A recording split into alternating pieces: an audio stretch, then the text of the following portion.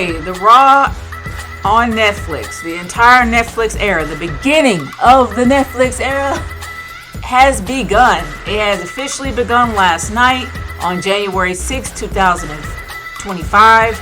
I forgot what year it is because time really flies. But anyway, it officially kicked off January 6, 2025 on Netflix last night.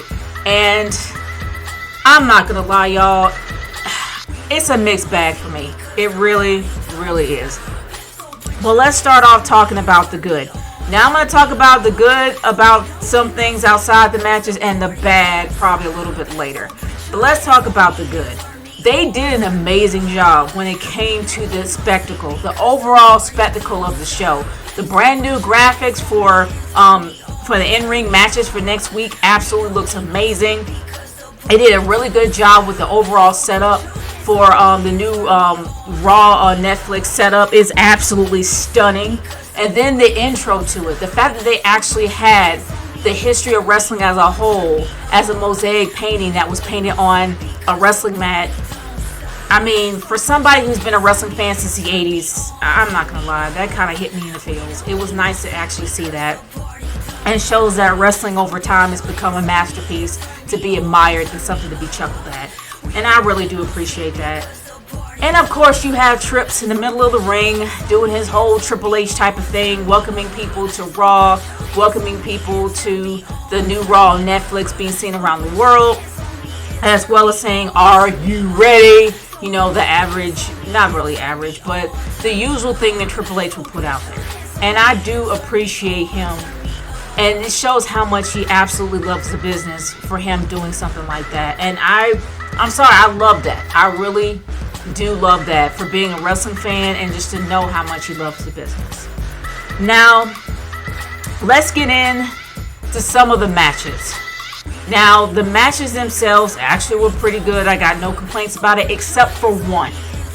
And I'm going to go into the beginning. Now, I guess I really don't want to go into the bad just yet because, to be honest with you, I have a lot of things to say that really does bother me.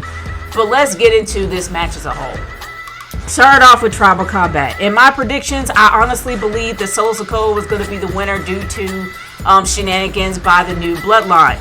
I was wrong, and I am happy to be wrong. That match actually was pretty good to watch. We finally had the blow-off match for this feud, and it's finally over for Roman Reigns to actually be the official OTC Tribal Chief. Even though he always was one, he was the OTC Tribal Chief. And you have The Rock, who actually did have a promo before, and I'm going to get into that, but he had a promo before coming out and actually giving the Una Fala to Roman Reigns and pretty much crowning him as the actual OTC Tribal Chief. I think that was a nice touch, especially how towards the beginning of the night, before while The Rock was being introduced, they actually talked about the fact that he is the High Chief Seguli. I'm sorry if I mispronounce it, but he's like the High Chief of a Samoan tribe, the High Chief Seguli, when he went back to Samoa. So in a way, he actually does have the credibility as well as the royalty to be crowning the Tribal Chief, Roman Reigns. And I think that was a nice touch, especially the fact that his father and uncle are no longer here. I think that was a nice touch for him at the very end. And this finally puts a nail in this feud. Because I'm kind of tired of seeing it. I'm kind of tired of hearing about the Una Fala. I'm glad that it's over. And I'm happy it is on Roman. Even though I thought that it was going to be on Solo, even though I'm not a big fan of Solo, and I don't think he was a credible threat, the fact is it was actually put on Roman. And it was done pretty well how it was done. Even though I kind of see touches of WrestleMania 40 in there. And how Roman Reigns kind of took the place of Cody Rhodes in this whole aspect. But that's just my personal opinion on that. But either or, the right person was crowned because he can carry the Tribal Chief mantle far better than Solo, unfortunately. So let's go on to another match of the night. And, well, another match up on the card. To be honest with you, I guess I gotta go into the bad because there's a lot of bad that I see in this match. It's not so much the match itself. The match itself actually was pretty good. The biggest disappointment that I had was how they were advertising. Even on the Netflix I think on the Netflix, what was it? Not post-show, but pre-show. On the Netflix pre-show, they advertised that this was going to be a last woman standing match. We didn't get that. This is a blood feud that has gone on for months. The last woman standing match was probably the best way to actually to have this entire feud go out.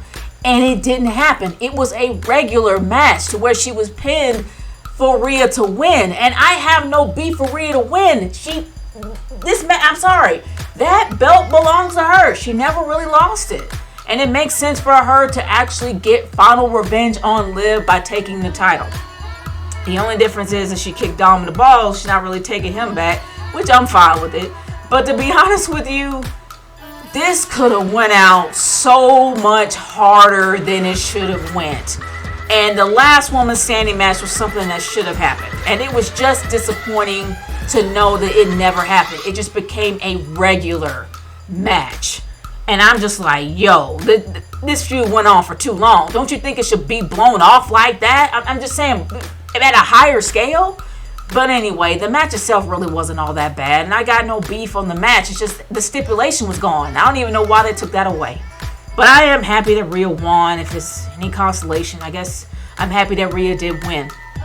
Now, going on to another match that kind of scratches my head. Why is Jey Uso here? Nothing against Jey. I like main event Jey Uso. I like Drew McIntyre. But why is this match at the first Netflix show? Why wasn't this the second? Why wasn't this? And I know I said I wasn't going to the bat later, but who cares? I'm throwing it out there right now. This match should have been on the second night and not the first. They should have had the Women's IC Championship match to be on that spot. I'm just saying that should have been in that spot, and not Jey Uso versus Drew McIntyre. That shouldn't have been there. That match should have been the second night. You are crowning the first ever women's Intercontinental Champion. Don't you think that has a little bit more weight than an average match that you would have seen on a Raw the previous night? I don't get the booking at all. I just didn't get it. And it's sad that these women have to wait until the next week for them to have their match. And they should have been on the first one. And then you got a regular match from Jey versus Drew McIntyre, which shouldn't have happened here. Even though the outcome was like a very slight win from Jey Uso, another prediction that I messed up on. But to be honest with you, this shouldn't have been here. This should have been on the next night. But the match itself, again, was not bad. It's just, I don't get the booking. Just like I don't get the booking of CM Punk versus Seth Rollins being the main event. I don't understand that either. Even though the match was like, okay. I mean, yeah, I'm going to say okay, because the fact is there wasn't a lot of build between Seth Rollins and CM Punk. Come at me. There wasn't a lot of build leading up to this match. It was off and on. It wasn't a consistent build. And the fact that you're having this match as a main event, which should be a blow-off match, because in my opinion, for the beginning of the Netflix show in itself, should have been where matches that went on too long go to die and then start things brand new, or have something leading to WrestleMania, like pushing up to WrestleMania, get people hyped to the Royal Rumble, starting that. But you didn't really get much of nothing, and then you get this main event that barely had any build, that should have been at the beginning of the card, and not have Roman versus Solo Sikoa towards the end with the whole pomp and circumstance for The Rock being at the end. I don't get it. I don't get it at all. The match itself was not bad, but do I think that CM Punk was kind of holding back a bit? Maybe he was. Maybe he was injured. Maybe he was tired. I have no idea, but it seems so one-sided with Seth pretty much beating his ass throughout the majority of the match, and then all of a sudden CM Punk comes out with a win when he looks like he was gassed out of his mind. And I'm just like, seriously, y'all, why put this in the main event? Why? This match could have been better. It's maybe above average, but it could have been better, because there was some serious heat between them, and it was off and on for a while. It wasn't like what went on with Drew McIntyre and CM Punk. That feud was phenomenal. This was a dud, and this was pretty much below anything Seth Rollins could ever be a part of. CM Punk has been indulged before. It's not really anything new. But where Seth Rollins is on the stratosphere of WWE, this is beneath him. Seriously, it is. That match could have been better. And it was pretty much made slightly above average. But it should have been way better than it was hyped up to be. I'm sorry. And then, now that I got all the matches out the way, I'm going to get into the bad. Rock, what are you doing? Like, I love the Final Boss. I love the Final Boss character that was promoted heavily at WrestleMania 40. I absolutely love that. I love Corporate Rock. He was hilarious back in his heyday. I love the feud between him and John Cena. Hilarious around that time. But what happened here? It seems like we got the legit Corporate Rock with all of his, we wouldn't have been able to make it without Netflix. Now look, I get it. It's business. The people, the Netflix execs were out there. You had to say something to hype them up. You had to say something nice about them. I get it. You had to. But for crying out loud, why in the world did you have to thank Cody after you beat the ever-loving crap out of him at WrestleMania 40 with your own belt, with his blood on your belt, and then you were going to give it to his mama as a gift? He went all out for that feud, only for him to thank Cody in the end, saying that he is carrying the entire company on his back. You do know that wasn't that long ago, right? That hasn't even been a full year yet. And you're thanking Cody Rhodes, and then all of a sudden in Bad Blood, here you are coming out with the whole execution signal with two fingers going across the neck, saying you're going to go after both Cody and Roman? Are we going to get that, or is that dead? Like, what's going on? It just seems like that The Rock unintentionally, or maybe intentionally, killed any type of hope that we were going to get between him and Cody. I think that feud is dead, y'all. And I think he's not even going after Roman. I doubt he's even going to be at WrestleMania. And if it is, it's going to be possibly for an appearance. I doubt it's going to be for a match now. He just single-handedly killed it. Instantly. And I'm just like, why? Why, man? Why? That was incredibly disappointing.